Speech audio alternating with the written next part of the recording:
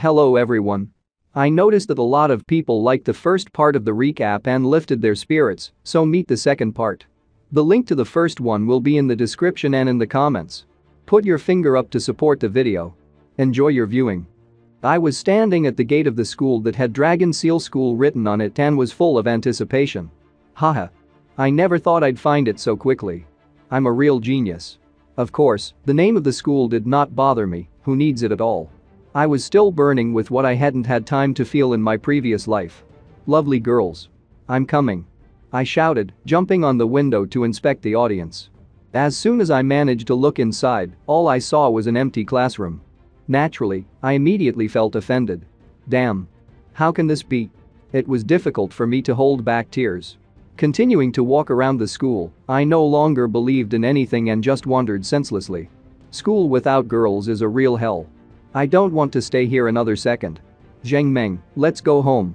I turned to my friend. We didn't even have time to go beyond the fence as I almost ran into a man. He looked like an alcoholic, but the expression on his face gave me another idea. A worried old man is looking at something I urgently need to check. As soon as I climbed on the fence, which the old man was holding onto, my eyes almost popped out of their sockets. I saw a young girl who was probably training because the sounds she was making clearly hinted at this.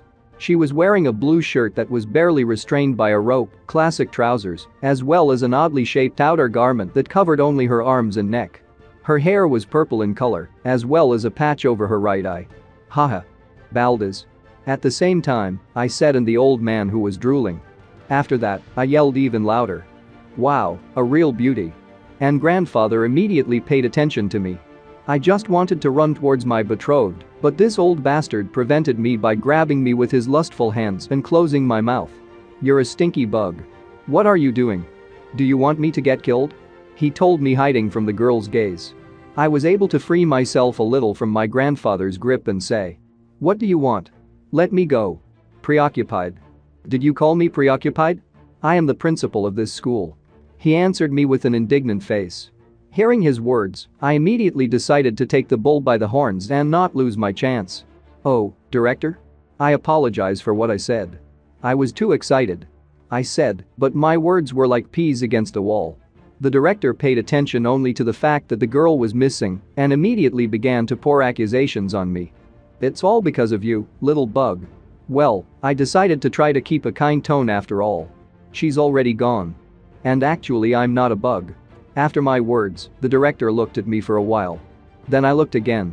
He almost made a hole in me with his gaze, but his cry saved me. Does the bug speak a human language? My face. Or rather, my muzzle or whatever the ant has. In general, my face needed to be seen. Did you just realize that? Some stupid old man. Those girls weren't so surprised. I thought, then I looked at the sunset in the distance and started talking.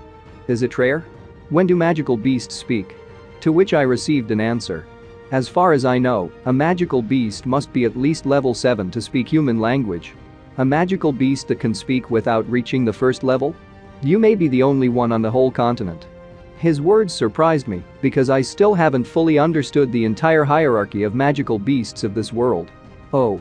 Does that make me a super genius? I decided to ask and received a positive response from the pervert director and then a counter question. By the way, why are you here? Where is your master? To which I immediately replied. The owner? I don't have one.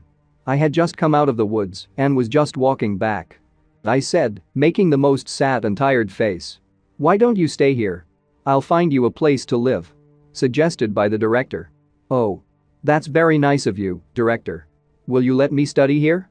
I asked and got not an answer, but a question that made me as confused as possible. Why should a beetle study?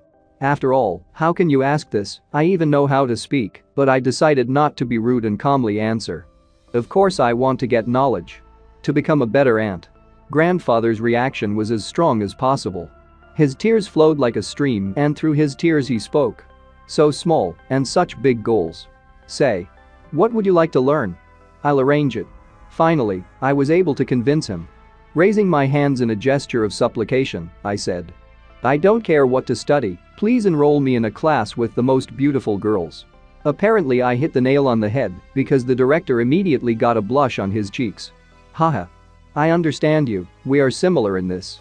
"Don't worry, I'll give you what you want," he said, which made me blush too. "Wow. Thank you very much, Mr. Director," I answered, confused. Grandpa turned his back to me and pointed his finger at himself. "I'll take you to where you're staying, we'll fly," he said, and I was a little surprised. "Shall we fly?" But I decided to ask my question right away. "Can I take my friends?" The director was a little surprised but immediately answered, "Sure. Where are your friends?" Immediately after his question, I turned around and looked down where the bratba was waiting for me, after which I said loudly, "Hey. Did you guys hear him? Get up. Now we can go." The director, seeing the number of my friends, was not that surprised, he simply had no words. "Faster. Faster. Move it." I drove everyone sitting on the director's shoulder while the others climbed on grandfather's feet. "Hey. Hey, those on the left. Get out. Don't get on his ass," I shouted, because such a large formation needs to be controlled, otherwise who knows what thoughts the rest of the ants have. Grandfather just stood there and endured, waiting for us to finish. "Hold on tight. If you fall, you will die," I said the last words to my team. "Are all your friends here?" Turning his head to me, my grandfather asked, to which I nodded affirmatively. The director made the most serious face and said in a confident tone, "I'm taking off. Forward." After that, he rested his hand on the handrail and corrected himself from the place where he was standing. In just a few seconds we were already several dozen meters above the ground. I barely held on to the director's t-shirt with my little paws. Jerk after jerk, we were getting higher and higher. At one point, the director stopped. It was finally possible to catch my breath. "Ha. Great view," he said, and only after that I noticed that we were already several kilometers above the ground. From here there was a really great view of the whole city, the river and the mountains in the distance. "Hold on tight. I'm landing," the old man suddenly said and rushed forward through the air again. We were approaching the river very quickly, which a few seconds ago was a few kilometers away from us. A moment later, the grandfather was already on the ground. "We're here," he said, looking at a huge tree with a door and a window that inspired fear. A huge number of crows were sitting on the bare branches of this tree. I was a little embarrassed and started to get indignant. "Hey. No way. Will you let me live here?" Grandfather apparently didn't care, he continued to stand his ground. "It's creepy here, but the concentration of magic is the highest in the whole school. Previously, someone was kept here, but now it is abandoned and closed to outsiders." These words did not add to my confidence that I would be fine. "What? Maybe we should go back," I offered, while the director, taking me with 2 fingers, began to lower me to the ground. "Don't be afraid. That was hundreds of years ago. If there was a demon there, he would definitely have died." "Really?" I asked. "Sure. I never lie." Grandfather spoke, removing all the ants from his body. I decided to trust him, after all, he promised to stick me in a class with cool girls. "Okay then. I'll put up with one night," I said. Grandfather turned towards the city and said, "Then I'll go. I'll pick you up tomorrow morning." Then he jumped with such force that dust rose around the place where he was standing. "Okay, bye," I shouted after him. With all our ant crowd, we went inside the terrible tree. Inside it was an ordinary house, with shelves, cabinets, windows, chairs, a table. Even vases, cups and books were visible. And also, were without rodents. One of which was probably the main one. Turning their heads in the direction of the entrance, where I opened the door, they immediately interrupted the meal and scattered who where. That's right, otherwise I would have shown them where the crayfish hibernate. "Good. It's much bigger inside than it looks from the outside," I said. The mice, who had been scared of me a second earlier and hid in their burrows, began to monitor the situation inside the tree. The big boss showed his nose and said, "As saints. You scared me, bug." Then he came out of the hole, and the rest of the rodents followed his example. As he got closer, he continued, "Get out. Get lost. This is not your place." I stood there with an indignant look. This mouse is clearly confusing something. "What?" I blurted out, to which the big boss replied, "Don't you understand me? It's obvious you don't want to be nice." I got into a wrestler's stance, and while my brothers were coming inside, I started talking. "What? Do you want to fight with me?" After that, I quickly got close to the mouse and grabbed his chest with my little paw. "Just try it," I said confidently. "Henchman, get to work. Teach him his manners." This mouse screamed, throwing back my paw with his. We stood wall to wall. However, we had an advantage in numbers, which made the mice a little wary. The big boss, when he looked around, began to worry. "What the hell? Where did this crowd come from?" he declared. Suddenly, a bird flew into the broken window and began openly mocking the mouse. Apparently, the wound on the mouse's chest was just left by this bird. "Come on. Don't be afraid." The mouse. The bird said, to which she received an answer from the mouse. "What are you looking at? Come down and help." Raven. But the bird lifted its head proudly and declared. "This ant was sent here by a strong man. I don't want to mess with him. Maybe you should pray for yourself." The mouse. The crows declared, but the mouse stood silently, not knowing what to answer. My patience ran out and I decided to interrupt them. "Hey. Are you done yet? Are we going to fight or not?" The mouse thrust her chest forward and declared. "I don't want to compete with you in numbers. Why don't we fight one-on-one?" Apparently considering me a weak link, the mouse felt more confident. "Come on. In solo. I'm not afraid of you," I shouted. "Haha. What an idiot," thought the big boss. "Damn. Even the rat looks down on me," I thought right before the start of the fight. "I'll beat you up." He. Making an insidious face, the mouse declared in his head. Then she jumped in my direction with a scream. "Take it." Lifting his paw higher, the rat hit with all his might at the place where I was standing a second earlier because I could still dodge, which the rat told me. After that, she confirmed her rat status and started throwing debris from the floor in my face. While I was standing and trying to hide from the wreckage, the tail of the big boss flew into me. Despite the fact that he threw me a decent distance away, I still landed on my paws and prepared to launch my attack. As soon as I decided to attack, I was interrupted by the farting of this rat. It was difficult to breathe, just opening my eyes. "Stinky. It's disgusting," I declared. "This is called wisdom. Genius." The rat confidently declared, stopping farting and turning to face me. "Damn it. What stinking wisdom?" I answered. As soon as I could breathe normally and look, this big and dirty animal was already rushing at me. "It's too late. Die. Nasty ant," my opponent screamed, hovering a couple of centimeters above me. The rat plopped down on me and it seemed necessary to rejoice, but he asked a question. How? How did it happen? The next moment, I was holding this stinking animal over my head. "I think everyone knows that mice can lift weight many times more than their own." Then I said. "Now it's my turn. The damage that you inflicted on me I will return tenfold." After the words, my paw began to glow blue, and the rat's face turned into a panic. "You can say it briefly." The rat shat himself. "Wait. I give up." "You are welcome. Please don't." The big boss started begging for mercy. But no matter how much he pleaded, it was already too late. The next moment, a blue arrow of energy flew past his ear, then exploded behind his back. The rat plopped down on his ass and continued to scream. "I give up. I give up. Thank you for not killing me." This time I was standing over him with my chest thrust forward.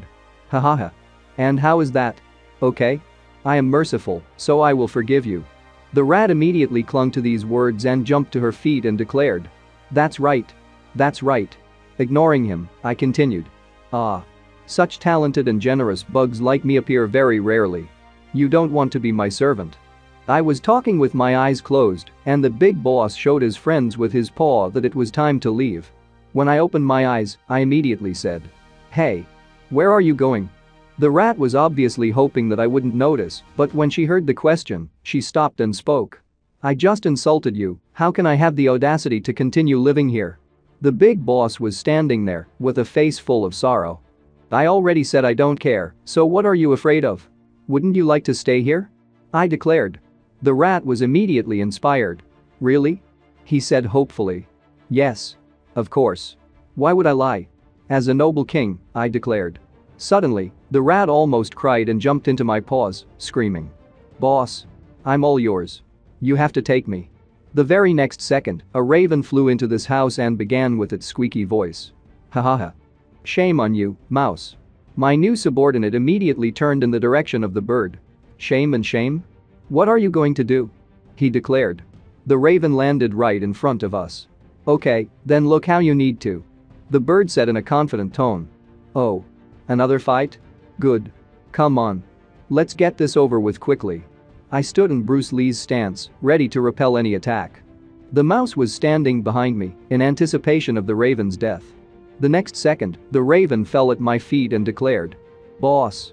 Please take me too." There was no limit to my surprise, and the mouse declared it all. "What a? So you don't have the guts to fight, and I'm ashamed? After that, the raven immediately got to his feet and continued. "Who said I was going to fight? I despise you for your escape. Boss. I'm so impressed with your punch." The raven embarrassed me. "Oh. Really?" I decided to dismiss him. The bird continued to bombard me with questions. "Boss. What is your ability?" "She's so strong." "It's not an ability. These are martial arts." I did not answer the raven's question, after which we started a dialogue about what martial arts are, since it turned out that the raven had never heard of such a thing. Stupid raven knows how to lick ass. I'll leave raven alone if I let that happen. No way. I need to find a solution. At this time, the rat was thinking. Then she went to her hole, and her cheeks were covered with blush. It was this moment that raven noticed, wondering in his head. What the hell? Why did he blush? The rat, going into his hole, said, "Boss. Come here. I'll show you a great place." After passing through the hole, a beautiful room appeared to my eyes. It was a path towards the doors, in the center of which the dragon symbol was painted, and on the walls, around the door, there were a huge number of tree roots. The rat pointed a finger towards the door and said, "Boss. Look. It's here." The rat walked down the corridor further, straight to the roots of the tree, stood near strange plants on which strange fruits and vegetables grew. "Boss, it's here. Look. There's a lot of food here." Raven was immediately indignant. "And I was still thinking how you got fat sitting at home. That's why." The rat did not tolerate a bad attitude towards himself. "What? Did you call me fat?" While they were arguing among themselves, I was examining the wall. Is that what he was talking about? I do not know what is there. Oh, come on. It's none of my business, so why should I bother? I said, looking around the room. I really didn't want to get into trouble the day before I got to school. Especially in a class with cool girls. Suddenly, a hole in the wall caught my attention. It looks like a tunnel, maybe it will lead me somewhere. It's too dark, I can't even see the end. Maybe it's better to leave? While I was standing and thinking what to do, the rat and the crow started a battle, and after another blow from the first, the crow flew clearly in my direction, hitting me and pushing me right into the hole. I fell head over heels down. To my surprise, the hole was very deep. I don't know how long it took until I landed, but the main thing is that I survived. Getting up on my paws, I shook off the dust and examined my wounds, which hurt insanely. I can't go back the same way, I'll have to wait for the mouse. I said, after examining the hole in the wall through which I got here. This is not how I imagine this place. While I'm here, I should look around. I was wandering around, looking for something interesting, when suddenly a skeleton caught my attention. It was a skull and ribs that looked like dragon bones. The whole structure hung on huge chains. In the center of the ribs was a pedestal on which a book shone. What an amazing place. I said in my head. The next moment, a raven and a rat were already behind me, who uttered in unison. "Hey. Boss, are you okay? We've come for you." Ignoring my new subjects, I approached the pedestal. It was covered in gold and also contained precious stones. What a treasure it is. I was surprised, not knowing what to look at better, at the pedestal or the book that hung above it.